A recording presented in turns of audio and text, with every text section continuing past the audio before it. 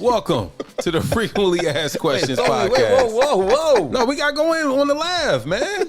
Wow. Okay. With Fuzzy and Quincy, I man. didn't hear the music start. You got the headphones on, I Jack. know, man. Yeah, I have FAQ. I have the Beats headphones on. I see what you're going with this. Thank with you. the Ciroc on the table. Did you see the Ciroc? Yeah. And De Leon. And the De Leon. That's Yo, a vodka. That's a tequila. You want to drink? I'm KP? not gonna drink. No. Okay. I appreciate it though. But he does partake in spirits. I mean, Fuzz. man, you just Yeah, did I say that or yeah. did you say that? No, I'm saying it's not If- like I mean- you have a problem. I know you ain't got no problem, but I'm saying you sip. Yeah, Yeah. It's not a bad thing. We're grown. Fuzz. Yeah. When you say Atlanta, ATL. when you say legendary music out of Atlanta, what do you think of? Shoot, I think of KP I think of KP. I think of from the Giddy Up though. Tony Braxton. I think Oh of no, you got Usher. Usher. Not no disrespect damn, to Tony like, Braxton. I Yeah. saw Tony Braxton. Listen, no. Shout out to Tony Braxton. You look dynamite with your short hair and Oh, your my cakes God. out. Just putting it out there. Respectfully. That's a compliment. Respectfully. Not a lust thing. It's a compliment. Anyway, go ahead. When you You know Tony Braxton? Like you call it right now? what? Nah. Yeah, he's lying. He lying. He's lying. What When up, you Tony? think It's cool. Atlanta, you think music, you think legends, you think Tony Braxton, you think so I think many of names. LaFace, you think of T.I., all these. Goody Mob. Yes, Outkast. the A-Town stuff. That'd be Youngblood. I think of Tip. That was my T.I. thank you. That was my young blood. That was my young blood. We have KP here. Kawan Prather. That's right. That- Man, that- thank you that- for pronouncing it properly. I never Kawan try to say your last name. Prather I keep 100. is here. I mean, I always say Prather. Yeah, it's like praise. Prather. Prather. He's a musical legend. He's one of these guys behind the scenes that you like. If you're really into music and you're really into black music, you've heard his name. You've seen big artists talk about him, and I'm just Not talk about they throw it back to man. him Yes. constantly. He's not. He's an industry glue genius. Giant. Yeah. Glue genius. He's a glue genius. You're No, a for glue, real. a glue genius. I give it. He's a glue genius. He's a glue. but very humble. Yes. Don't talk about it, but you got to, But we're going to talk about it today. we have to humbly talk about it. But he has a Grammy. Did you know he has a Grammy? We'll talk about that later. All right. Let's get up for KP. Give it up to KP. He's here. Thank you, KP. And one of my good friends I talk to a lot on some non-industry shit. No. Yeah, that's real. That's real. Yeah, it's like that's why I'm here because I'm not a celebrity. we like, just- like, I'm Yeah. just not at all Check famous. in on the check-in today. Hey, what's up? You good? No, yes, because when we first started the podcast, you were like one of the first supporters. Yeah, we tap in all the time for sure. and we really appreciated And that. still. Yeah, I mean, look, I support my folks, man. Yeah. All right, where you want to start, Fuzz? Where you want to go? So many layers to this It's a guy, lot. KP. I'm an onion. He's You are an onion, We're but gonna don't peel back. stink though. You No, feel no, me? no. doesn't stink. It doesn't stink. Let's start from the beginning. Let's start how KP was in a group. Did you know that? No, I didn't. Oh, Because yeah. I'm gonna tell you my. Well, what's Where your entry point was KP? yeah. All right, let's talk about the group. Okay, parental advisory. Remember parental advisory? I was a little young. Yeah, I mean, Like I said and by that. the way, it's not like we were like super cracking? cracking. We were we were like fundamental in Atlanta. Okay. But signed to who? And at the beginning, we were signed to LaFace. Pebbles signed us, and during the time that she signed us, she got a label deal at MCA called Pebbles Home. So she moved us from LaFace to her imprint. Was that But- drama? No. Drama? It was not. First of all, we didn't know the difference anyway. We were 18. You were young. Like we didn't give Yeah. a fuck. Like Pebbles said, yeah, okay. So you were rapping. I was a DJ. I'm DJ. the DJ in the rap group. Okay. Like I started DJing first, like 8th grade. That was it. So who we was all in the see group? you- Um, Who's all in the group? Me, Mello Capone, who I met in 8th grade. Big Reese, who actually still produced Lloyd, like both the Lloyd records with Lil Wayne. Yeah. But we were like the first group in the Dungeon family to get a deal. The Excuse first me. group in the dungeon. You hear All that? right, That's what I'm let's- saying. All right. So when you think Dungeon Family, you think Outkast, Goody Mob, the producers, organized noise. Yeah. Oh, like, Shout out Rico Rampat. yeah. So So that's what I'm saying. He's the soil of it. Like, you, That's what I'm So saying. you were at the dungeon, the legendary Dungeon Family basement. Yes, which is an Airbnb right now, guys. It is. It's an Airbnb, and you can go to get a tour. It's a studio there. If you up and coming rappers, you can go get some of this energy. Airbnb is up. Wow. I'm sorry. Go ahead. I'm sorry. You gotta plug it though. Why not? So Shout out my man, Big Boy. you all right? So We DF. So you're in it. You're young. You're DJing. Y'all get signed. What happens from there? So, okay. Well, actually, that's the easiest. Okay, thank you for that. See, y'all so professional. Come on, man. Like layups. This and is shit. really, we really want. This is frequently asked questions for us. Yeah. Real. Right. Okay. So when we got signed, Pebbles basically took an interest in me as I guess just because I was asking questions. Like I would ask, like, So how you are now? You were like this as a young kid. Yeah. Like I was always trying to understand why and where the money would go and where it came from and who had it. I wanted to understand. But she took me into stuff like video editing sessions, Behind the scenes, okay. Like because I would just go sit at the office and just sit and watch. And she was like, it's good that you're this aware. But then we had a video shoot, and I want to say it was Marcus Rayboy shot this video. Mm-hmm. He had wanted on my DJ table. He wanted to place like a 40, but at the time I didn't drink, so I was like, yeah, nah, and like it kept popping back up on my fucking like, DJ. bro, I don't drink. Yeah, I was like, nah, I don't drink. He's like, yeah, but it's for the aesthetic, and I was just like, okay, and it just. But I kept moving it. It kept popping back up. Yeah. And so finally I was like, hey man, is somebody paying to get this shit here? And the video shoot went silent. And it would be like, shh. And I was like, okay. And then and Pebbles like, you know what? That's exactly what it is. That's paying for these lights. And I was like, okay, cool. Then say that. Say that. Say that. And I was like, now we can figure out how to fix it. My man actually drinks. Why does he just hold it? That way they really get their money worth. Like, you know what I'm saying? Because he don't mind. Because he's going to do it anyway. Yeah. So then she was like, just the way that you problem solve, you have an understanding, like left brain, right brain kind of thing. And I'm like, yeah, just make it. Like, if you're honest, we'll figure it out. Mm-hmm. How old were you when you asked that question? Because most... Like 20... Early 20s? 2, maybe 21, 22. Because most 21, 22-year-olds They're like, okay. And at that time, videos were like a big deal. Yeah, it's a so big they'd be deal. like excited just to, have Be a there. video. Well, I just wanted to understand. Like, I think that, like, that. But if you know KP, it doesn't. He's going to ask a question like, what are you doing? But like, I just want to know why. Like, Yeah. I mean, just so I understand. Like, I'm big on not misunderstanding. Got it. Okay, so and I want to learn how to keep this shit going because I always felt like the more we learned, the more we information we had at the dungeon, the more we could do because we had talent, we just didn't have information and necessarily a playbook or a route. We didn't have a map. So you knew you were there at the tipping point of something, but didn't know how to really navigate, right? I knew that people were spending money around us, and I understood that there's no way that people would do that if there was no value there. Got it. And I wanted to understand what the value was, and like for real, like once it gets past us, what happens? Yeah. Did you understand what you were doing at that age? Like you come home and you tell your mom, like, I saw hanging out with Pebbles, or I saw so and so, I saw babe, do you have moments like that? And you're like, your mom, and then my mom was like, "Did she really have a Mercedes?" You know what I'm saying? It's like, Wow. it's like they don't. It's like it's not it. really. It doesn't make doesn't compute sense to them. Yeah, because like for the most part, the first 5-6 years of our careers, we might as well have worked at Disneyland to everybody else. Like we went off to this fantasy world. Like we worked in a cartoon. Yeah. Like we left the house, regular as shit, and then we pop up on a TV.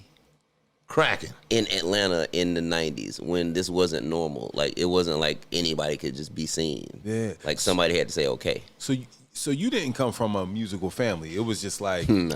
you DJ'd and it just like segued in. You made your own way. Well, no, I had the help of my family. They didn't do music, but they had means and instead of seeing me do like troublesome shit, my uncle bought me equipment, and it was like, okay, now go be busy. Right, that's what you like doing. Okay, here you go. Yeah, and that was like the changed your start life? of it. No, it changed. It did. My Uncle Sweepy. Wow. Yeah. What part of Atlanta did you grow up in? I'm from Atlanta, like the whole thing. Like I was born in this He's part the whole called Vine City. Like grew up in Oakland City. Moved to College Park. Had family on the east side and East Lake Meadows. Like it was like every part of the city I had like real roots in.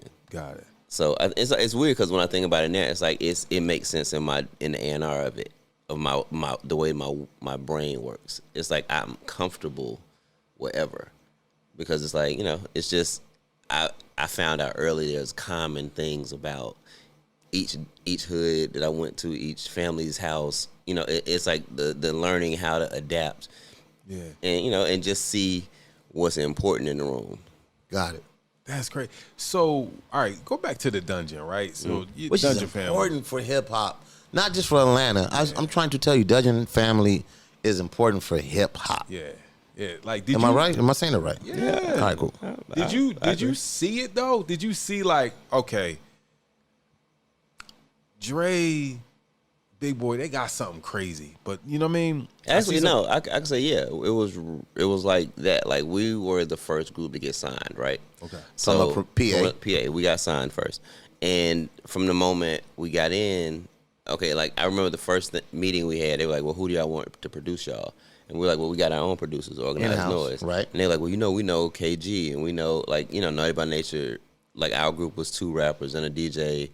You know, they were popping, you know, and we're like, nah, we want to use our guys, which was kind of like weird, like as to take a stance, I guess.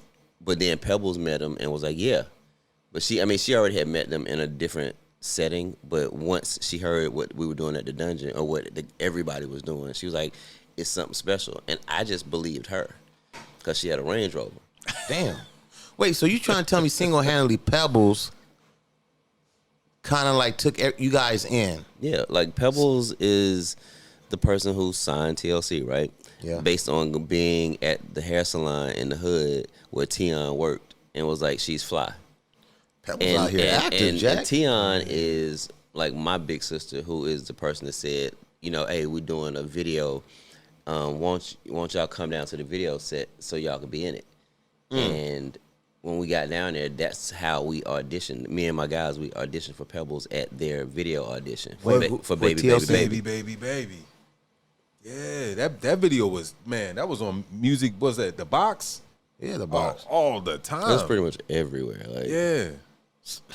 I didn't know that, KP. yeah. So that's how we got in. Like, and Pebbles was like, okay, y'all can audition, but you got to be in the video.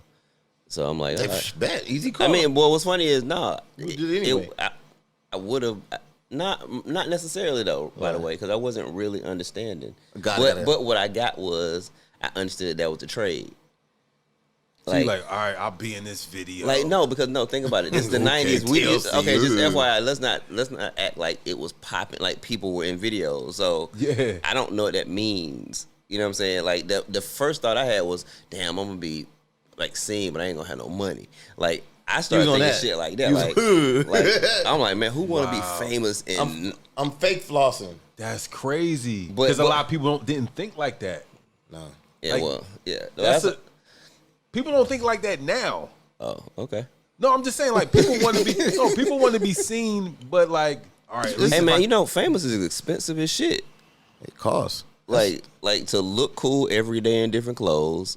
Yeah. And if you really popular, you might want to have security. Like it's like it's a bunch of stuff that start coming. Yeah, it's levels, obviously, but it's like that's a cost. Yeah. Like it's a business to be famous. A lot of people don't think like that, bro. They don't care. So you're down at the Baby video, which is TLC. like huge, one of TLC's a big huge record. hits. And so y'all auditioned. Well, yeah. So we auditioned. We performed. Like, and again, it's Atlanta, so this is a room full of like this. Everybody who's in Atlanta popping now. Like we were just there. Like Jermaine's there, Rico, and everybody's just kicking it anyway. So we Dallas. perform, and Pebbles like, okay, I want to sign y'all. Just like that. Yeah. That's not normal though. None of it's normal though. Yeah, that's not normal. Yeah. But it made sense based on what, like, and this is the thing I think where people kind of try to figure out the Atlanta part. The thing is, we were always doing this anyway. Like, it was a bunch of kids who would have been at a talent show together who met through performing and doing things. They would have been doing it anyway. Yeah, so to have somebody bring structure to it, like, you know, Pebbles, who had a vision of and understood that this was like, you know, diamond in the rough type shit, and LA and Babyface, who had a company and a place to put this stuff out and had a structure. That's crazy. And understood black music and understood the authenticity of what this particular black music was. Like, even if they didn't necessarily, like, LA would say he didn't understand hip hop, but he understood what we were doing. Because it was just music that spoke to black people. God damn, that's dope. Bro, I mean, KP, I mean, like, dog. So you do that and you segue, because, I mean, you've been a part of so many things, right? Like, my introduction to KP was, I think I was watching one of those shows on MTV, and T.I. was talking about, like, he was trapping. And then it was like, well, KP told me stop trapping and stop playing around. Yeah, but he was selling drugs. Yeah, and he's like, KP told me, and I was like, who's this KP? I was like, oh, that dude look familiar. I think I seen him before. Yeah, and then it was just, that's where I got. No, T.I. constantly throws it back to you, KP. No, that's my guy, man. It's like I call him my little big brother. Like, he's. But we skipping over. I don't want to talk about T.I. No, but we're going out of order. Yeah, but no, it's so all right. So you do that. Y'all get on. You get signed. It was like, I was gonna be at a talent show anyway. You get signed. It's just around some historical stuff, and then what happens? Like, well, how do you think about this. TLC starts really blowing. Like, they start really blowing up. Like, while we're recording, Outkast is like at the house, like, and we're like trying to hurry up and get everybody in, right? So, What About Your Friends happens. There's a remix. LA needs a remix. Organized Noise does remix. Outkast gets on it. It's like we started just like you start following all the stars start lining up. Yeah, it just like, shit, what y'all doing? Hey, y'all at the studio anyway. You know, CeeLo, somebody brings CeeLo by the studio during the Outkast session, and now he's a part of the Goody Mob, and it's like all these random kind of events, but it's based in the fact that you wouldn't be here if you didn't care about this thing that we were doing. Right. So it was a lot easier to do, like, filtering and vetting, because like, you wouldn't even waste your time being over here in this fucked up ass house, right? You know, under these horrible conditions, if you didn't really care to do what we're doing. So while Outkast is gearing up, and probably did PA stop or nah? You know what's funny? We started when Outkast came out. Organized Noise got popular, and everybody learned how to produce. So cats start producing. Yeah, so we started producing. I signed Young Bloods. Wait, you signed Young Bloods? Yeah, they were signing my company, Ghetto Vision. Wait. Yeah. What? Yeah, dog. Young Bloods is probably one of my. All right, that's okay. why I did it. Yeah. Young Bloods was cracking. Yeah, I mean, they dope. You signed Young Bloods? Yeah. I never knew that, bro. Okay. I bumped the hell out of that CD out here in L.A. Huh? I bumped the hell out of that CD when I was out here in L.A. Yeah, appreciate it. Damn. He's being modest. It's just his life. All right, so Young Bloods cracking, Outkast. But when was Young Bloods though? That was 98, 99, I think. Really? But Outkast was cracking already though. Yeah, it was cracking. Okay, so like I'm going in order. You trying to go in order? Okay. So Outkast signed, Goody Mob gets signed right after that. During the first Outkast album, Pebbles is like, what you're doing is a job. You know, you're doing A&R already. So that's the part I was trying to get to. Oh, like, okay. PA, you guys start producing. Okay, we're producing. And you're now, so you're. I'm finding artists. I'm coming to LA like, yo. But you can actually like putting on people you like. Mm-hmm. Yeah, it's like I'm a DJ. I'm like, this shit jamming. Like, right. Let's bring. I got to play. I know LA. You know, should I meet LA? Like, it'd be like that kind of thing. And finally, he's like, yo, there's a job. You could be doing this. And I'm like, no, I don't want to be at no record company. Like, I just. But you were already doing it. Oh, yeah, I feel you in your head. You're like, I don't. From everything I had heard from 4,080 to, you know, everything about being in the business. Being a person who worked in the music business sounded like a dirty job. Got it. Or it had been made to look like, everybody is shady, right? Like, so all right, so you're signing these people. Like, who taught you? No, I'm not. But I'm not. At a point, I wasn't signing. I was just introducing LA to people in Pebbles and making connections. Like, if I met a dude play guitar, like, come by the studio, like, just. He's just being the connector. In a certain sense. No, Yeah. Like, you don't want to no infringement on your shit. No, we good. I got it. I'll let you use that. but yes, the act of connecting people. Yes. But nah, that's what it was. It's like if I saw dope people and I knew dope people, I just wanted them to know each other. So that was your first job as LaFace? Yeah, my first industry job. Yeah. What was your first job? Actually, first job. The job before I was working at LaFace, I was a bail bondsman. What? Yeah. Okay. At a company called Free at Last in Atlanta. It's still there. It's Free at Last, still there? Free at Last bail bonding. Go ahead now. Wow. That's all right. Free at Last is dope. That's what here we got. Hey, you owe us a check. Free at Last. Yeah. Hello. Yeah, y'all can sponsor this. Out. All right, so, cool. all right. Shout out to the Greens. All right. So I want to talk. Let's go on this. All right. I see where you're going. Because it's like Tony Braxton. It's a lot of stuff, man. So Outkast, first single. Mm-hmm. Players Ball. Which was a Christmas single. Christmas song, yeah. Mm-hmm. Did you know that? Yeah. Yeah, it's where the little... He's at radio, Yeah. What was your hand in... Did you have a hand in helping with that single or for that Christmas compilation? No. So his thing didn't work. I didn't work at LaFace. I was just around. You was an organized noise. I'm one of the guys. You're a pro organized noise. No, I'm in the. You're Dungeon family. So on that particular song, actually, you know what? The talking part. Hey, play the girl speaking part. Mm-hmm. Yeah. Like I wrote that for Dee Dee. Of course you did. And the more fun fact of it all, when it says my page is going off, my beeper. That was like look, like that. I don't know why. That's I'm more proud of that beeper than most. Because you were there. That's you. Yeah. He has more. This is going to be one of the interviews for us. Quite right over here. That if we don't ask the right questions, we're not going to get the right answers. You understand what I'm saying? Like, he's been around so much stuff that it's going to be kind of tough. It's just certain stuff. So, tell us stuff that, before we even get into it, certain stuff about KP that people don't know that you had something to do with. You just told us about the beeper, the pager, and that song Players Ball. Tell us some stuff that we may not know about. Like, yo, you had the to current news, something. Yeah. In the music, it could have been like the thing is, I would assume most people don't know anything, so it's kind of like you want to give us a wowzer? I don't know what's a wowzer. It has to come out in talking. Yeah. Because I think, because Cape, I know Cape, he's like... Yeah, it's like, I'm probably horrible. He's a horrible interview person. Like for him say that, he was like, oh yeah, I forgot. Oh yeah, I forgot about that. Okay. We'll start Same throwing thing. some And I names swear out. I'm saying that No cap. Okay. We get it. We get it. I get it. I know. I speak KP. Thank you. I appreciate it, bro. Thank you. So you're around Outkast, you're in the Dungeon family. Mm-hmm. You get to LaFace, you're A&R. What's your first duty at LaFace? Like, okay, I have this job. I was doing this before for free. So the first thing I did was this remix it was a group called A Few Good Men, and R&B they group.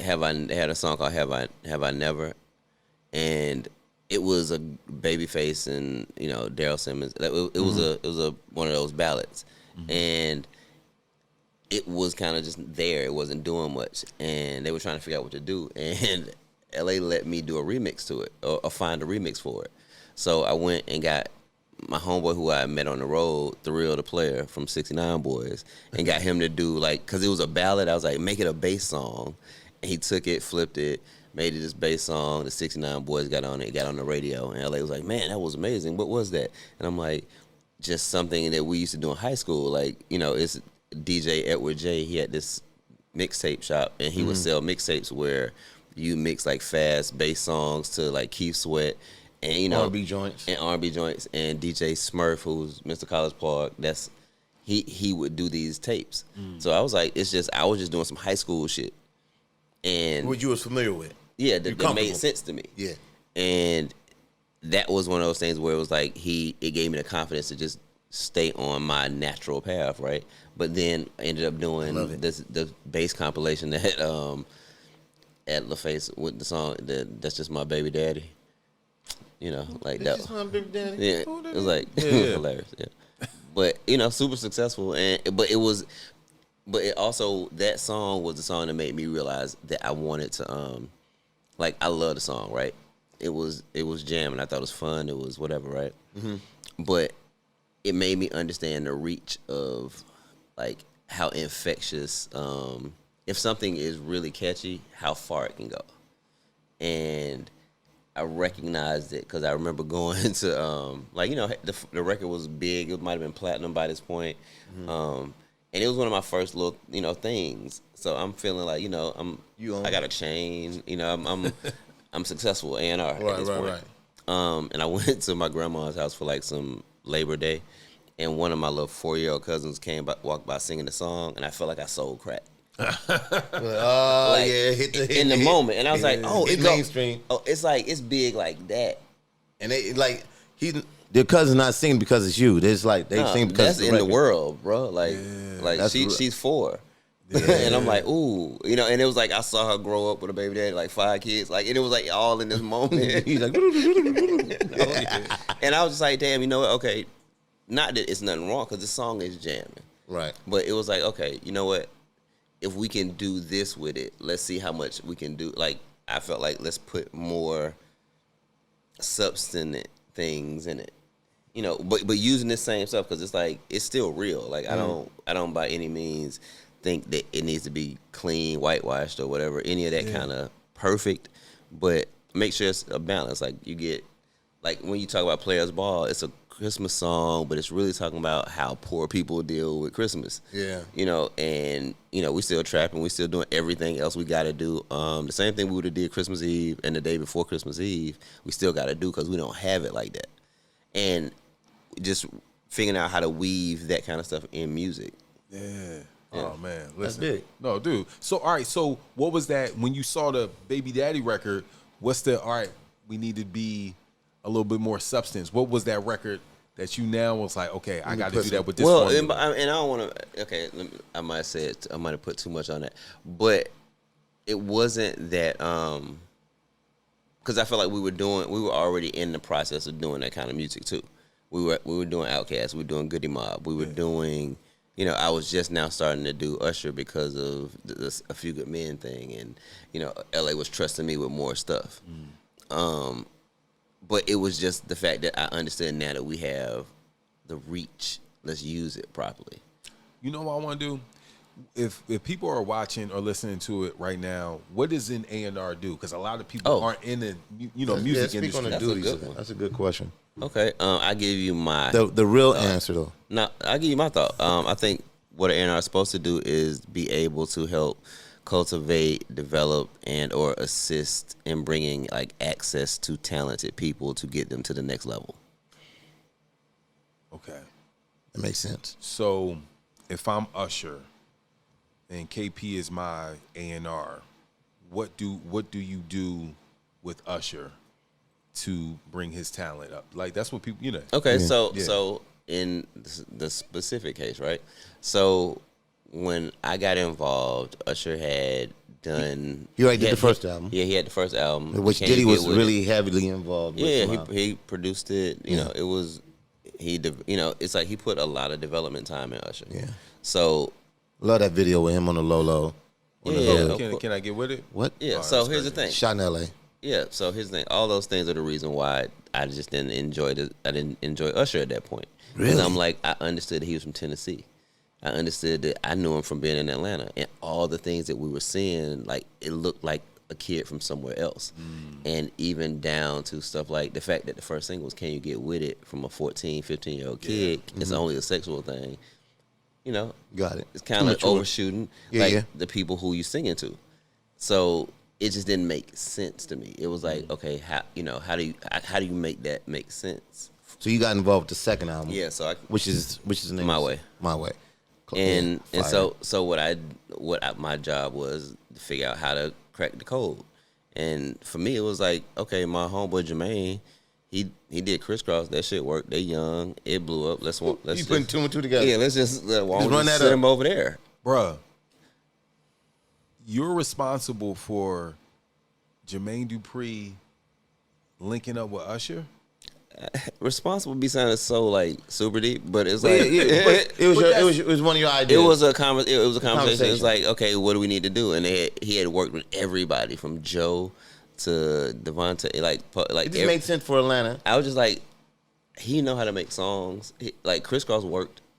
You know, y'all trust him with TLC. Like, why not? And yeah, so we just camped out with Jermaine. Like, and JD owe you a check. Jay, we're good. Yeah, I know. That's a great connection though. I get it though. Because shout out to Jermaine, dude. JD's a good dude, man. And an excellent writer. Yeah, he's been on our show. That is, I mean, just because think about it. I didn't know that. That first album, and I don't know what the thought was for Usher for that first album, but it was like, well, I don't know if it was a thought specific to anything other than having hit records, and they got a Devontae record on Usher. That's like I get it. It's not like a dumb thought. Yeah, it's just like the tweaking of it's only a sexual thing makes it now too grown for somebody to send a high school daughter to go check out. Right. Yeah. Man. Okay. So My Way. So what was the songs off My Way? What was the singles? You Make Me Wanna. Nice and slow. Okay. You Make Me Want to Leave the One I'm With and start a new relationship. Ooh, what you gonna do? What you gonna do? What you gonna do? What else? It was like 3 or 4. My Way. Yeah. Yeah. But you definitely heard the difference. Because it was like he was still talking the same thing, but it was like it was. Let's not go. I mean, so Michael Jackson. X-rated. Okay, so again, this is the thing. Like Michael Jackson sung mature subject matter. He didn't sing inappropriate subject matter. Yeah. And it was just like, okay, talk like a 14, 15-year-old, 16, or at the time, 17-year-old kid from the South. 17? He was 17 when he did My Way? Yeah, I think Damn, 17, he 18. wasn't even 21? Yeah. Nah. That shit was jamming, man. That was a. And Jermaine can write. Like, he can really, really write. Damn, slap, bro. Yeah. So okay, you go from Usher My Way. Where do you? Success. Huge, right? So where do you go from there? Like, where are you? I mean, in the process, we're still, and this is probably AT Aliens. This is somewhere between AT Aliens and Aquemini. So I'm learning. Outkast, everybody. I'm sorry, but I'm learning how to A&R a group that's growing and blowing up and. How do you A&R Outkast? Get out the fucking way. Like get out the way. Yeah. Like get out the way and when you see something about to fall, make sure it doesn't. Like and make sure that the room is set up for it to be the thing that could possibly happen. Like make sure the people in the room that could handle the flow of ideas. But that's two different. Bro. You got the Usher on the R&B side, and you got Outkast, and you got. Did you A&R Cell Therapy also? And I mean, no. I mean, we were just. You don't say A&R. You were just. We were just yeah, like y'all just doing like it. I wouldn't call it A&R at all. Like I didn't start doing credited A&R for Goody Mob to like World Park. Second album. What was the second album? Still Standing. We got credited. Yeah, because again, I didn't know this was a job. Like it was just you just the homies. We were already hanging out. Yeah, we just making music. Yeah, like I want to say like somewhere about 6 years ago. Andre hit me one day and was like, let's go to lunch. He wanted to talk, and I didn't understand. Andre 3000, I'm sorry. Asked me, like, so, KB, what you do? And he's asking like as not in a mean way, just like I don't understand. Like, I know what I do, which is, and I was like, well, technically what I do is make sure that you don't have to think about anything but your part. And he was like, because I noticed that when you're around, certain shit is cooler and easy, and it happens. And then when you're not, 6 years ago. Yeah, it's about 6 years ago. But because none of us came in knowing these were jobs that we were doing, we were just supporting each other. Y'all grew up together. Yeah, as we grew and supported each other, it just seemed like shit is always there. I only knew it was a difference because I ended up working inside the record companies and seeing how things get handled. So I might be in a meeting and see somebody about to do something that is going to fuck up what we talked about at the dungeon, and I can then go, no. We're not. Let's not do that. Matter of fact, when you talk to him, ask him this, and then they can have a real conversation, and then it turns into whatever it needs to be. That's why it's so hard. I get it. So I want y'all to understand this, right? KP is he's done this damn near his entire life, right? Like It's like A&R, fixer, right? It's in you, right? So it's harder for you to say, this is what I do because... Right. But you're doing it with your homies. You're doing it with your real friends. Yeah, at the time, yeah. At the time, yeah. So do you feel like that made it easier? Like you have real relationships? It was more vested. No. It was just more important to me. Because they were your partners. Yeah, and it was consequent. Like I understood what the goal was, but I also understood what the consequence was if it wasn't successful. So it gave me a up in understanding art because I came from that side first. Got it. So I understood like when people fuck it up, what happens? Like because I had been in a situation where it wasn't successful, and we were working with the same group of people. And now, granted, I would say that now looking back at it, Outkast is just Outkast. And we were in the place that we were supposed to be to learn how to be in the music business. Yeah. Like and so what I understood was, like we just gonna make sure that the shit doesn't go bad. Okay. And it's like the same way in the sense of doing the video, right, for the TLC thing. I took a job so I could learn how to not get fucked up, like get messed up for the rest of us. So not on no martyr shit, but I was trying to just go Robin Hood some information. Yeah, let me get this over here, and then I'll take it over to the homies. Yeah, got it. Before we even get deeper, do you think we'll see another Outkast album? I don't know. Can it? Yeah, you can't. Like I can't answer that. I was trying to get, what I mean, maybe. I mean, like, what I will say and I appreciate is that everybody in the Dungeon family, all of our members are still alive. So shit, anything happens. And they still cool. Yeah, everybody loves each other. Yeah. I like that answer. Yeah. So let's move on to so after My Way, Usher, here comes for Usher. 8701. Oh, I love that album. And you're A&R in that also? Yeah. What's your favorite song off of 8701? You don't have to call. For us? Well, I was about to say that. I just like the mix of it. I'm listening to it sonically, so I'm on that one. I'm just like I always like the way that it is. The mix is crazy on that record. Loud, crazy. I love them all, but Good Old Ghetto was like, hey, man, that was my song, dog. Listen. Okay, so here's the funny shit, right? That's the song that I might have fought to have on the album. Really? Just on some. Like, what was the story behind it? Why you had to fight? It wasn't like it wasn't ever like not a good song, but it was when we came down to the end of. I think that and You Got What I Need, the Mario record, the Biz on it. Yeah.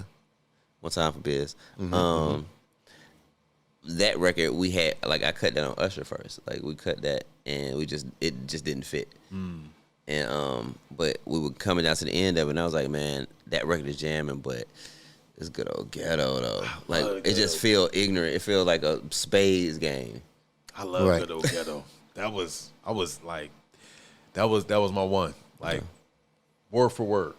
Well, I'm not gonna sing it. Never mind. All right. All right. So you go from this is like, are you feeling the pressure of like the success? Because I mean, at this point, it's not just. I mean, you're with your friends, but like, bro, like this stuff is going crazy. No, it wasn't a success part. We still had the chip on our shoulder. Like all that. What do you mean chip? South got something to say type shit. Like all that. Like all that energy. We were still trying to prove that we were like legitimately dope, like and talented for real, and that this wasn't like some funny, shucking and jiving to be popular. Yeah. So because people would look at some of the art and some of the, like the entertainment value of it, from clothes that people would wear to whatever, and think it was something different than some niggas from Atlanta. Yeah. So it was more of a, all right, we just gonna show y'all a lot. That was always the. What was cracking around that time? So like this for anybody that don't know what. No. I'm saying if this. No, Tribe Called. I mean, listen, we're coming behind the Chronic. Like the Chronic came out. The era. Okay, so the year. Okay, so matter of fact, the year that the Chronic came out, Dr. Dre. one time, we were going to Jack the Rapper as PA, and we had a song that just came out. We performed on a show with Pac and Adina Howard that night. Goddamn. And it was like Freak Like Me that time, Yeah. right? And that's when I remember being in the van going from the dungeon to Jack the Rapper, listening to the Chronic with everybody, and we was like, man, that's crazy how this sounds. And that's what started the whole thought of more music in our music, because the PA album sounded like a New York rap album. What album? PA, our first album was Ghetto Street Funk. Samples, you know, like bars. It was super bars. Yeah. And by the way, you know, I feel like we still always have bars. Like Outkast is like it's bars out here in the South. But you still got that chip. You see him? Yeah, what are you talking about? I mean, it ain't a chip. It's just what it is. It's in his DNA. It's a muscle now. Nigga. It's a DNA, right? It's not muscle memory. No, it's what it is. Flex. But no. So that being said, it was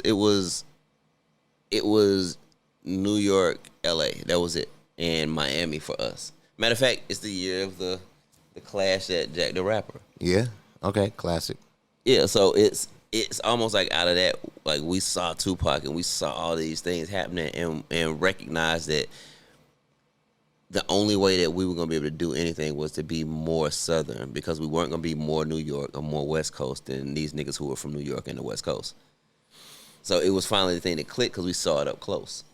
When did Andre 3000 say the South got something to say? Was that the Source Awards? Source Awards. Were you there? 96, yeah. I was there too. You know, I left early once. Cool. Huh? No, because once Death Row opened up the show, I'm super West Coast. Yeah, khakis. I'm throwing it up. We popping. LA, say something. Them I'm in New York. Them Bulls started. Boo started. Them Bulls. Because I was standing up the whole time. Those are my guys on stage. I know them. I'm in New York. Fuck all. I'm with that energy. Yeah. The Bulls start coming, and they come more aggressive. It was aggressive. So now it's like New York. I'm feeling the New York energy. I'm like, oh shit. Like, as opposed to a boo, it sounded more like a rumble. Like it felt like a constant. Yeah. So then when Suge got on stage and said what he said, the energy got dark. It didn't get intense. It got dark. So you know what? I said, I'm gonna leave. I'm gonna walk out. You know who I walked out of that award show with? Who? Fat Joe and the Beatnuts. Good, makes sense. You know why? Because I did. Everybody felt it. Everybody understood. I did street. I knew those New York guys. Yeah. I'm gonna walk out with some New York guys. Protection. Fat Joe and Beatnuts. Holla at your boy. Yeah, it's no better than that. You got the most peaceful and Fat Joe. Yeah. I felt safe. Yeah, because I was really on my West Coast bullshit. Like, and I just like, oh, this is bad. This is about to go left. Yeah, I thought it was gonna be a Royal Rumble on stage. Bro, that's why. No, listen. Okay, imagine this. Like, so where Outkast is sitting is closer to the front, right? We're in PA, so we're not as popping. We're probably in the little middle section in the back. So we're in the middle of the what the yo B. Like no, what? No, not what you can feel. What I hear is the nigga behind me. Yo B, what he say? Like yo, Thank you. That's what yo, I'm hearing all the yo son, yo B, nah B, what they doing? B, nah, not here. And I'm like, oh shit. All right, well, they ain't worry about us. But then Outkast won, and I was like, oh, y'all don't like nobody no more. Oh, they was hating, yeah. Like, it just turned to, anybody who's not New York. Mm-hmm. It was getting it. Yeah, it was like, fuck it. And I was like, okay. But, you know, we just figured, like everybody, we meeting up. So, you know. Okay. We just started walking down to the front. Yeah. No, because I don't think, and it could have been just the East Coast, West Coast thing. I think just the energy of what was going on. I think the disrespect that New York felt in that moment from because we was in their town and we was really... It was ignorant. And by the way, like I'm saying, like shit like that when it happens in Atlanta, it just gets dealt with really fast and different. Yeah. But I understand. I understood it being in it. Like, this is what it feels like to be in Atlanta and somebody come down like, y'all country as shit. I was like, okay, all right, shit. T minus. Here come that. Who gonna do it?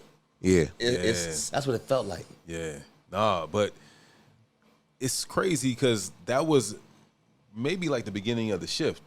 I remember that happening, and then people started like, okay, let's hear what they got to say, and then it was like it was them, and then it was like a relay race, and I remember like 05, I was like, okay, it was like Franchise Boys. I was like, all right, this will be quick, and then it'll get back to the East Coast. It never came back. Franchise turned into Migos, didn't it? Dog, it never came back. Atlanta's running the music industry. It never but now. it was like, okay, 05, that's cool. It was like 06. No, it was always something coming out. Dog, and it never Lil stopped. Jon had a way with the. I mean, like everybody did. Everybody. Yeah, that's how it's supposed to work. Why does Atlanta work and other cities don't work like that? Because you'll hear from outside of other cities. You'll hear maybe from LA. I know from Philly, it's like, well, we need to stick together like them. What's going on? What's the ecosystem in Atlanta? Actually, like each other, and genuinely respect each other. And for those of us who don't necessarily like each other, we respect. Like, we're honest and understanding that. You said we see what you're doing. Like, it's not gonna go unnoticed. And again, every time Atlanta would go out of town, because again, as we started popping, we started being invited to shit. So we started going out of town and started realizing if we don't fuck with each other, ain't nobody fucking with us. So you can see a group of Atlanta people outside a hotel at any award show mobbed up. Like, you believe, man, y'all, I love the way Atlanta, y'all just hang together. It's like, yeah, I bet you do. And it's because we understand we're out here and we ain't got to see each other at the house, but we got to make sure we get home. Yeah. Damn. All right, so we Usher 8701. That's crazy. What's after 8701? Pink. I met Pink in LA. Philly. Philly. Super Philly, by the way. Yeah. Yo, Philly. So I remember one time Shanti Doss I had to say that. Yeah, it's like you don't get them off that much. No. But I remember Pink hanging out with Outkast and Goody Mob because Shanti brought him out to LA to do some promo stuff. And I like, who's this girl? She stood out like a sore thumb. Yeah, pink hair and she was white. Pink hair, white. Like, and she was like more soulful back then, right? Was it? For sure. I mean, the songs were like she was coming straight out of Philly. First album was super R&B. Mm-hmm. Absolutely. That's the Pink I met. Yeah. Hella cool. Still the same person, by the way. Yeah. But like, if you run through her IG, it's still the same person. Got it. So did you A&R Pink? Yeah. Yeah, the first two albums. Okay. Yeah. So KP had a hand. LaFace, were you one of the lead A&Rs at LaFace? I'm one of the most successful. Got it. 10-4. I want to get to Confessions. What's that? Usher Raymond Confessions. Never heard that. The album. Never heard it. Probably the last biggest selling R&B album. Never heard of it. Am I correct? Am I saying that? I wish I could tell you the truth. I don't know. Was this Usher? No. Let's be clear. It's one of the big. It's big. It's probably the last biggest selling R&B album. Yeah, I don't know. I'm just saying I don't want to. Yeah. I believe you. Maybe. I would like to stand on that, but I just don't know for a fact. But did it go diamond? Yeah, it did. Yeah. Nick, come on, man. But Dre and Vidal, let's not forget. From Philly. Philly. As he said, Philly. Okay, cool. All right, that was two. But I'm saying, they got off. all right, this is Usher's Atlanta Confession influences album everything. is probably the what'd you say? I said Atlanta influences everything. But go Wow, ahead. we're about to have this argument. This album, Confessions, is a perfect from top to bottom. I mean, from track one to the last track, Amazing. even the bonus tracks, even it being repackaged, whatever. Perfect R&B album. Only song I thought if you took Yeah off, because Yeah it just stood out from everything else. But I understood what Yeah was as the first single. We were at that video shoot. We were at the video shoot. Oh, y'all were? Yeah, we were at that video shoot in LA. Yeah. Right? And I'm like, this is a different song. But that song, when I say stood out, it didn't fit what else I heard on the rest of the album. And I just felt like, oh, they clever. I'm like, oh, they do. Like, I'm like, oh, they got us. And Tell us somebody the said, what do side. you mean? I'm like, yo, he really did like a club record to get everybody excited, then hit you with the shit. Was that the? Am I right? I mean, that's how it worked out. It did. It worked out that way. Yeah. It That wasn't. record. It wasn't a plan. Like it wasn't like a strategy. And by the way, like so. There's no other record on Confession sound like yeah. That's what I'm saying. So okay. So here's the thing. First of all, at this moment, I wasn't at LaFace anymore. I was at Columbia. I remember that. Okay, I remember. Yeah, I remember Columbia days. Okay, so I left after in the process of, I want to say, mastering Andre and Big Boy Presents that with the Whole World, that Outkast album, the Greatest Hits album. So I go to Columbia, but so Columbia snatched you up because you cracking already. No, they didn't snatch me up. Like, because even the way, like, it's a whole different story. But when I leave LaFace or Arista, did you move to New York? I had not moved to New York. I never moved to New York while we were at LaFace. Okay. But I lived at this hotel called the Chambers. I stayed that bitch. They money. Yeah, but so I ended up leaving, and the next day I started work. I get a job at Columbia. Like, I get a meeting at Columbia, and then they hire me. So I'm working over there, and Usher's still my dude. Like, that's my family, and you know, LA is he's OG. Like, always gonna be. So I would still help out, but I didn't A&R Confessions technically. Like, but through Usher, you're a part of it. Yeah, absolutely. Like, so the way I hear it with Confessions, I mean, like, it got sent in through, like, Shakir, rest in peace, Shakir. Him, Daryl Jones, and Mark Pitts are all working at LaFace, at Arista. They're the people A&R in the album. Usher would call me just like, yo, come through. So Usher's your friend. Yeah, that's my friend. Yeah. Yeah, Okay, so and now I'm senior VP of A&R at Columbia, so it's just cool. I'm getting super paid over here. I don't need shit. We good. Whatever you need, bro. So he plays me the song. He's like, man, listen to this song. And I'm like, yeah, shit crazy. He's like, you like this? He's like, yeah, I don't like it. And he had basically, everybody had already shut up, kind of not everybody, but it had been shut down in his immediate circle. You talking about yeah? Yeah. You know, I mean, this is like a common story in Atlanta, I think, but in general. And so yeah, so I told him, I was like, you should do it. Well, I suggested that, like, no, I think you should do this one. Like, don't let this one slip, because John's in a moment, like, he was, yeah. Like, it was the beginning. It was the most hip hop. Like, he had hip hop. He was killing it, right? So it was a good. Did you think it was a good blend of R&B and hip hop? It just felt like the real Atlanta shit. I don't. You know, it just felt like this is what Atlanta feels like in the club. And I'm like, if you don't do it, what if this song goes to somebody else who might be popping at that time, and it blow, and you look crazy for not doing the Atlanta song? And Dave Chappelle just did Yeah. Yeah. No pun intended. Yeah.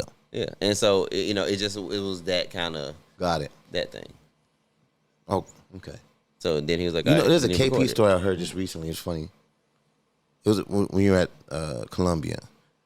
They said you stuck up for a record for somebody. Who told us that story? I forget, man. What song it was, but it was somebody said you were Beyonce.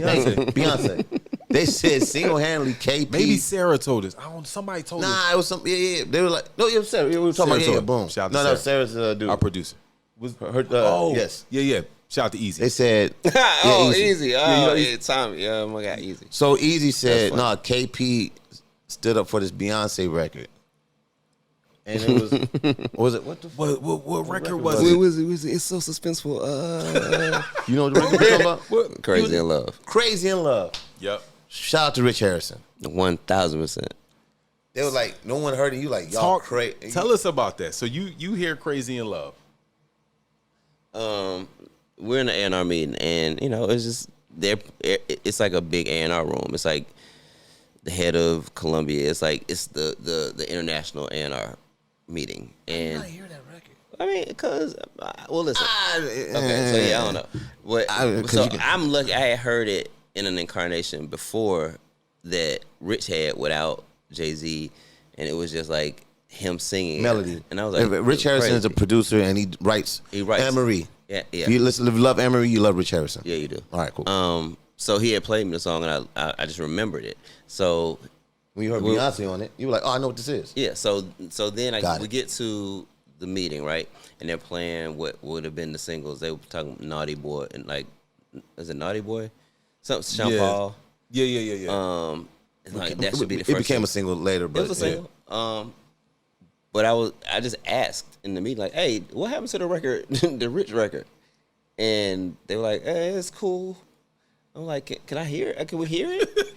and they, it was played, and I'm like, "Oh no, this shit is actually way more jamming now with Jay-Z." I'm like, you know what I'm saying? In my head, I'm like, this shit is nuts.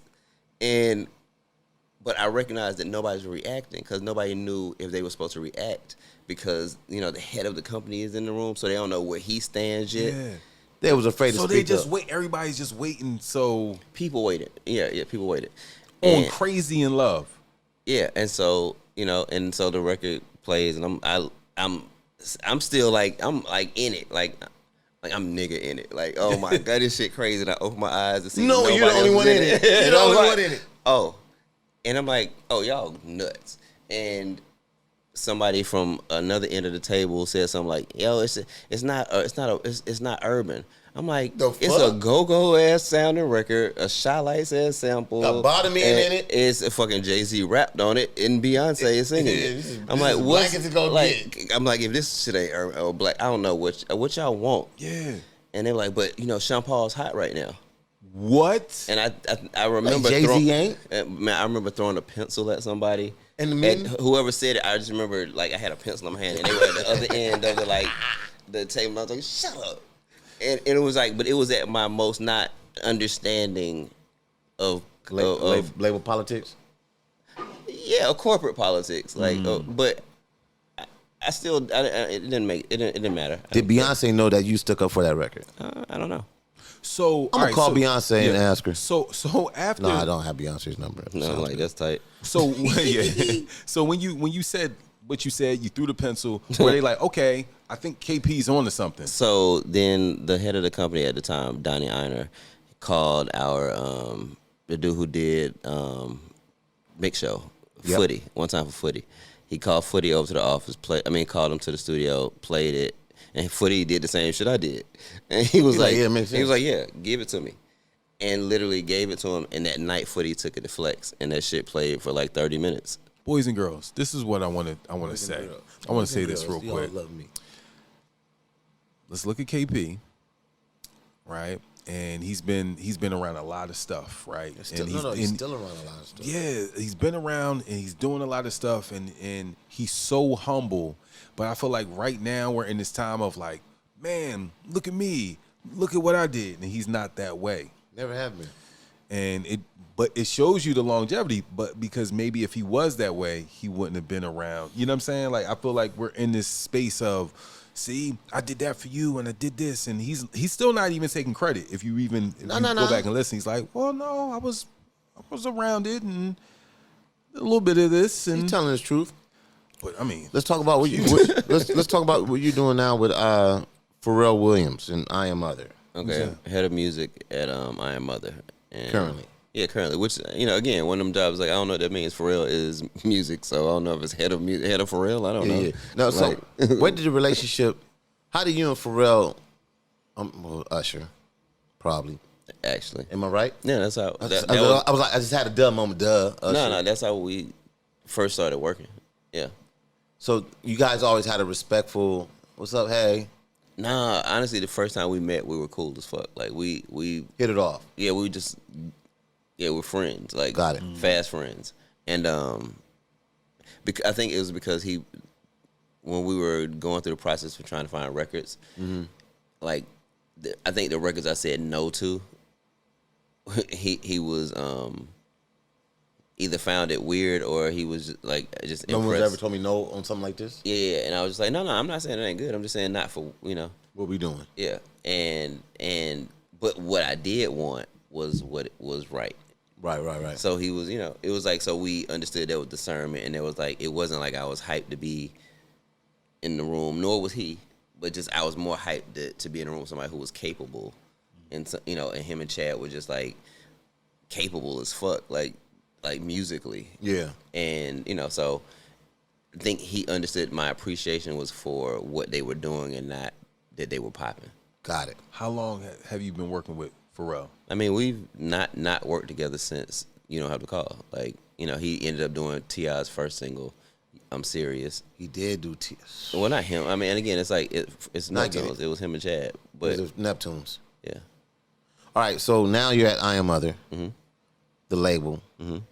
Pharrell. Well, it's more of like a collective of collective. art. Yeah, it's like we do artsy shit. Okay. What's some of the artsy shit that you do? Like hotel. Oh yeah, he just did the hotel. He has a hotel. Good time hotel. We have just things that we do in the community, like the Black Ambition Prize for HBCU students to get some money. The Yellow Foundation. We got something coming really cool in September. But damn. The part I'm getting part is the relationship. I'm always the relationship guy. Let's it's do the that. relationship. Cool. Like, we went bowling. Was this for your birthday? Yeah. That was pandemic. Was that During the pandemic? No, that was before that. Right before. Oh, Nip. Right, Nip. This is what happened. Nip, yes. Nip had Nipsey Hussle. The night, yes. Yeah. And I remember your birthday. Mm-hmm. We had to get together the next day. That was the 29th. I'm the 30th. Right, and I remember me and Pharrell having a real heart-to-heart conversation. Like, Fuzzy, LA is dark. I know you. He said, no disrespect. I know you from LA, but I got to get out of here. It's dark. And he actually left. Yeah, like damn near the day after. Like, yeah. He actually left. So I'm like, oh, okay. But that's what I'm saying. I saw y'all relationship for the first time, like on some. Shout out to G Perico. That's my guy. G Perico. Oh man, he ain't got the curl, and we'll talk to him. So that's the first time I saw how cool y'all were. I knew y'all was cool, but it was like, oh, they brothers. Yeah, like this ain't just work. Yeah. They like folks. Yeah, and I respect it. Like he was really on some, like he was just admiring how me and Ricky, y'all relationship. He was like, Pharrell's a cool motherfucker. I've been around him, but I had a chance to really see him in the element of coolness, a normalness. This normalness. Pardon me. And I'm like, oh, now I see why him and KP click, cause y'all speak the same language but differently. Yeah, but also, and you're not a yes man. I always wanted to give you props on that. Oh, appreciate it. The only reason I say that because I'm like even as a part of me being a manager, being in the studio, sometimes I call you and get like some some tips. I'm just like, KP's not a yes man. Like he just keep like, okay, he'll do that. Okay, but I think you can't be right. Because you can be. But you can be. It's easy to fall into I've seen it. To shut the motherfucker. You just want to shut up and like keep moving. It's the yes man. But I challenge myself, even as senior as I am, as whatever age. Like I challenge myself not to be that and really, what's the better decision or what's the. So I learned like a lot of times I see you do that with projects and stuff. So, I commend you on not being a dick rider and yes man, and I say that respectfully. Yeah, that would be impossible for me to do. Like, right? I wish y'all understand. I'm not trying to be funny, but I'm like, it's a lot in our industry. It's a lot of fuck boys. I mean, listen, man. What it is when your job depends on the fragility of somebody else's ego, it's easy to fall into the trap of not wanting to fuck up their ego. Yeah. So if you don't actually know what it is that you're supposed to be bringing to the situation, the easiest thing to say is yes. Man, it's crazy. We've talked about a lot of your wins, your successes. We gotta right? talk about a big one. We gotta talk about a big one. Who is somebody that you missed though? Like if it's like, yo, I missed on that, or I missed on that record. Like, did you almost sign Drake? Did you almost sign? Did you see a record? It was like, man, I don't like this record, and it became, a smash, or you was like, yeah, this shouldn't go for you. I'm sure some shit like that happened. I just don't. I don't know.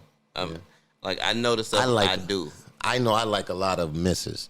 I thought something was gonna crack and never happened. I'm like, oh shit. No, but the thing is, I've had artists that I've signed that didn't do well, and that's always that's tough because it's like you see potential in people, and you wanted to do better, but it's one of them things where like I don't have any regrets of somebody I did or didn't work with because I feel like whatever it was that made it not work was on purpose. Oh, I take that back. Just because I love the song so fucking much. Yola the Great. The song called I Ain't Gonna Let Up. And he's from Atlanta, right? It's an Atlanta-ass song. But if you play the song with 5 or more Atlanta people in it, it turns into a church. It's like, where 5 more Atlanta niggas congregate to this song. It's a thing. Okay. And I wanted to sign this dude so bad. He ended up signing to Atlantic. Song's a classic, whatever, right? But I'm glad I didn't because I get to enjoy that song every time As a fan. Because KP's still DJs. Yeah, like I played here with Baron Davis's spot, and I did a set here the other night for the BET, the Culture Creators. Yep. And that's how I ended my set. With that record? That record. Hilarious. Yeah, 20 years later. But he ended up doing some time. You know, he was a real one. He did something. But you know, that song, man, it's the spirit of Atlanta. Let's talk about your Grammy. Okay. You know you got a Grammy? I love her. Yeah. You love her. Is that your first Grammy? No, I got 2 Grammys. I got my mama's and my daddy's. Mama. What was your first Grammy? No, I only have one Grammy award. I was saying my grandma. Right. I feel you. I get it. I got you. What you win a Grammy for? Participation in All Right by Kendrick Lamar. Produced by Pharrell. And what was your and Soundwave co-produced? Shout out to Soundwave. Yeah. Well, so let's explain to everybody your participation, because you said it right. Your participation in that record. I participated in it. I participated in a part. I was as in a songwriter? Yeah. Not and by the way, not on no ghostwriter shit. Like not not on no internet weird shit. Okay. Just like I contributed, to the writing of the record. That's the theme song to The Shop. Man, listen, I'm gonna tell you what's funny. LeBron James show. LeBron James, the show, The Shop, and LeBron James. Jay-Z, the Jay-Z episode, because Jay-Z is like my favorite rapper. Like I feel like he's my like Hallmark card. I can go to a lyric to any situation. He got one for it. Yeah, he got a punchline. So, but the episode with him, I watched it and the song came on. I was like, yo, man, it's the most surreal moment, period. Because to be listening to something you was a part of and your favorite rapper with the greatest, like it's some of the greatest talent in the world in that shop. Your DNA's in that. Yeah, and then they did it the other night with Tom Brady. Yeah, I'm like, but like that's to me like the reward of all this shit. That's dope. Yeah. Let me ask you a question. Since you said Jay-Z's your favorite rapper of all time, right? Yeah. How would you A&R or how would you put together a Jay-Z album today? If Jay-Z called you like, KP, let's do a project together. I'm like, yeah, cool. Let's call it hip hop. Yeah. Put the band back together. Yeah, y'all go do that shit. Like, cause I don't know what it takes to do a Jay-Z album, nigga. I know what it takes. Would you want the challenge? No, I want to listen to a great Jay-Z album. You still want to be a fan? I'm a fan of Jay-Z. I don't need to be anywhere near that process. Favorite Jay-Z album? What is your favorite Jay-Z album? Probably Reasonable Doubt. Yeah. Out the gate. Then Blueprint. American Gangster was good too. I love American Gangster. Like I love the songs. I mean, but you saying album, I have to start thinking like as a cohesive thing, right? Yeah. So it's Blueprint is up there. Ooh, shit. Life and. I mean, listen. It's all of the albums got different textures. I feel like to them. what's the dude on Office Space? I enjoy his whole catalog. Like, I don't know. Do you and Pharrell ever talk about? Speaking of American Gangster, I like the song and I know. What is the name of that song? I know. Know what you? I know, right? Okay, so I know. You guys ever talk about what Pharrell was thinking about when he made that record? Nope. Like, you never had that conversation? I would have that conversation with Pharrell. Yeah, that's why you do this. Yeah, he's like, yeah. That's why you're so good at this. That record is a different sounding. Yeah. I listen to music differently. Allure was good too. Allure. Yeah. And they all have colors that like that are familiar. Like those records, Allure, what is it? I mean, it's just a bunch of those records where they hit your heart. But different. that record sounds different. The sounds of it. I listen to production first, then lyrics later. Like that's just me. But that record, production wise, I'm like Pharrell was on some other. He was on some other shit. It was simple and open. Let me ask you, drums was and all that. Did you like? Because I loved the album, and it didn't. I thought it was gonna be bigger than what it was. You just hit me with this. I don't know what made me think of this. The Usher album that he made with Oh my! He made it this trap R&B album that was him dope and for a couple Zaytoven. years. Yeah, it was Zaytoven. Yeah, they did. What about it? Did you like the album? Because I liked it. I like the birthday song. I like Birthday. I can be A&R. No, I can't. Not just It was because you like a that one different song. It was a I different said I like Usher. good old ghetto. I said, you know what I mean? I mean, but it said you have taste. Thank you. All right, so you're working with Pharrell now. Did you do Happy? I do Happy. No, I didn't do Happy. For really Happy. Were you a part? You was around. you a part of course, of you it? were around. Well, not in that way. Just in a way that because originally that song I had the goal was to have that song on CeeLo Green, and we had him cut that song first. So there's a demo with CeeLo Green doing it. Yeah. That's hard. All right, Fuzz, man. We can stay here all No, night. wait, 2 minutes. You sure? I just want to talk about what he's doing now because it's some. Oh yeah, tight. Appreciate it. Ooh, Yeah, Throwback Thursday's over. He played me something I was privy to. I apologize. No, I just want to because I have to. I really Yeah. have to talk about that. So right now you are working with Usher Yep. on a new project. Yep. Okay. Yep. Helping. Just came in to help wrap up, and Shout out to Usher. Yep. Okay. I'm going to see him in Vegas soon. How's it sounding? He's smiling. All right, cool. Okay. I already know what that means. But let's talk about the project. I'm excited about the group from Atlanta, right? Mm-hmm. Go ahead and talk about it. EarthGang. Oh yeah. Yeah. No. It's Well, no. I mean, it's fair. he played me something just early. It was a demo. It was in the car. I'm like, oh, this is dope. Yeah. And I'm like, I'm hearing a different EarthGang. You know what I'm saying? It felt more polished and more like. I mean, but they've been in it a long time. Yeah. Not long, like a long time, but they've been in it enough to be. They developed. They know who they are. Did Barry Hefner call you for that? Barry brought me. Yes. Shout out to Barry. 1,000% shout out to Barry. Shout out to Barry. Barry's And funny, Zeke, what up? Funny guy.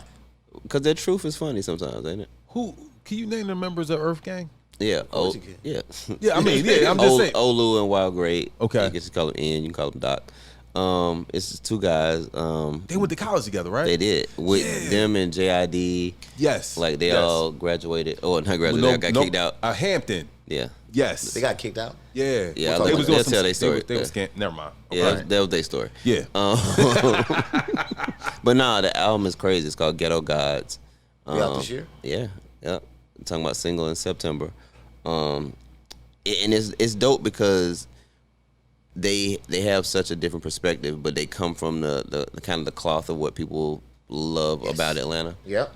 I felt It's like that. educated street dudes, like smart, like intelligent, but you can hear the understanding in the writing. So when you got the call to work with EarthGang, you were like, I know what I would do. With Oh, that. I was excited. I mean, no, I didn't, because I hadn't met him, but I knew I liked him, and I would love to do it. Like when Barry asked me, like I know the guys, I've seen them kind of grow and progress over time. You was very familiar with them. Super familiar. Yeah. So when he called, I was like, because I had been to sessions before, and I'm like, yo, I love this, and we have these kind of conversations. And he was like, one day, like, yo, I don't know if you do this, but like how Rick Rubin comes in and produces people albums. Like, would you do that for the guys? I'm like, hell yeah.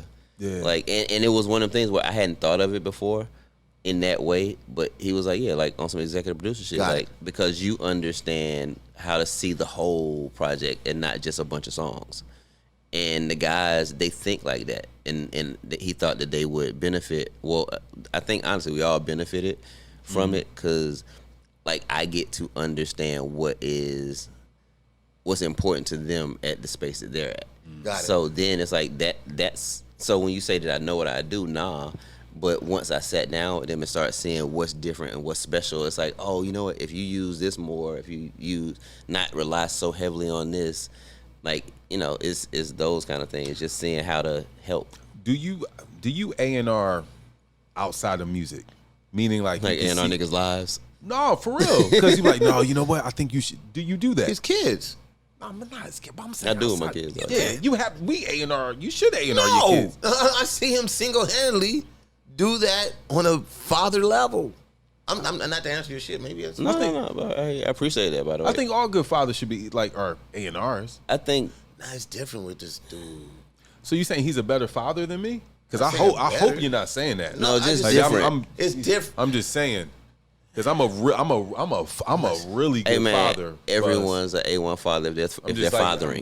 I'm just because Your son called 911 on you, bro. No, that's bullshit. Wade did call 911 on you. My son's 1. He called 911 Well, on you, you're a bro. great father. He knows how to call 911. Thank That's you. amazing. Yeah, thank you. Wade But called he was playing with the The phone. Never boys mind. came to the house on him. He was playing with the phone. My daddy tripping. Yeah, no, he was playing with the phone. nigga and wild. Yeah. Yo, he knows his stomach. He knew what the hell he was doing. Shout out to Wade. Anyway, You're a genius, We Wade. gotta wrap this. We gotta wrap this. sorry. up. all right. So I just wanted to Damn. shout out to EarthGang. But I'm sorry. What was it? But yeah, do you A&R outside of? Because I know you're doing the stuff with Pharrell, with the hotels and all these other things. Well, by the way, I'm not doing the hotel. I'm just saying that this is the company. that's the company. Got Yeah, it. I am other. Okay.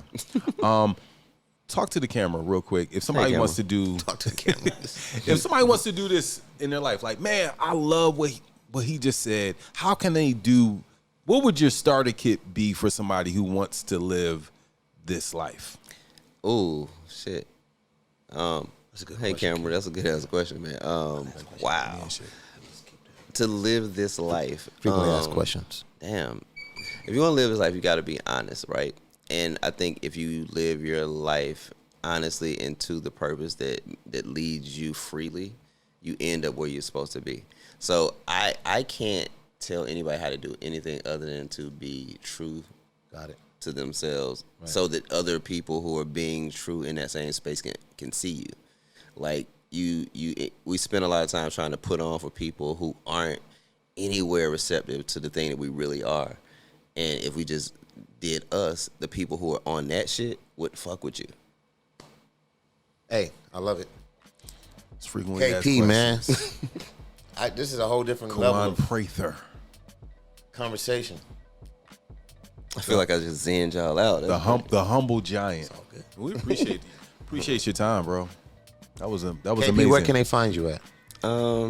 Shit, On man, Instagram. doing shit. Oh, He said just doing shit. my socials are Kawan. It's my name. I tell you, like, Yeah, I'm like, why would I want that? KAWANPRATHER. Kawan Prather. It's my government. It's my name.